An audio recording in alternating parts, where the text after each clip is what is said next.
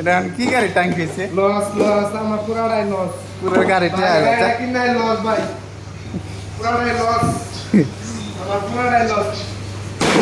সম্রাট ভাই তুই তাহলে কি করছিস নাকি পুরোটাই লস?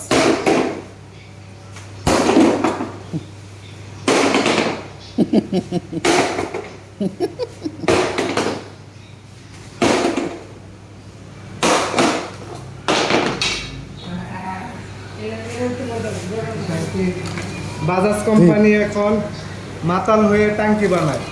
নিউ মডেলের ট্যাঙ্কি কি অবস্থা? না এটা তেলের লেগে, কে ট্যাঙ্কি বানায়? এটা বেটা তেলের লেগে অবস্থা রে।